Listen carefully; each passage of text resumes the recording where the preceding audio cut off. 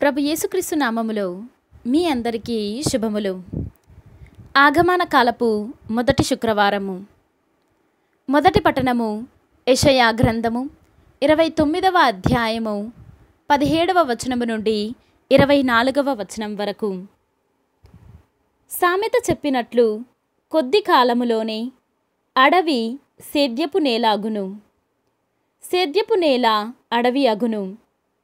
ఆ దినమున చెవిటివారు గ్రంథములోని వాక్యములను చదువుగా విందురు.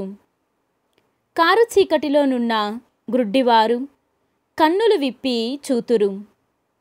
దీనులు మరల ప్రభువును గాంచి ఆనందింతురు. దరిద్రులు పవిత్రుడైన ఇజ్రాయేలు దేవుని చూచి సంతసింతురు. పరపీడకులు దేవుని గేలి చేయువారు చత్తురు. దుష్ట కార్యములకు పాల్పడువారు అందరును నశింతురు.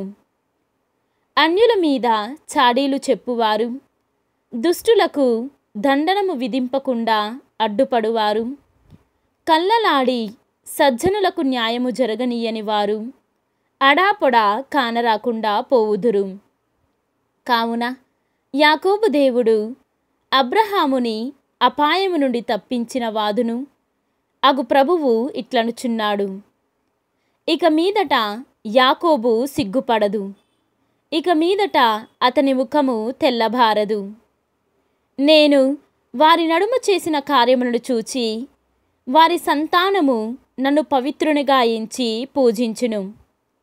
వారు నన్ను కొలుతురు, నా నామమును పవిత్రపరచుదురు, నన్ను గాంచి భయపడుదురు.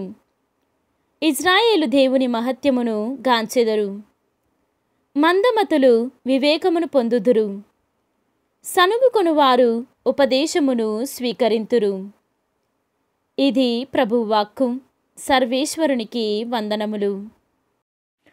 ఈనాటి సువిశేషము పునీత మత్తయ్య గారు వ్రాసిన సువిశేషము 9వ అధ్యాయము 27వ వచనము నుండి 31వ వచనము వరకు.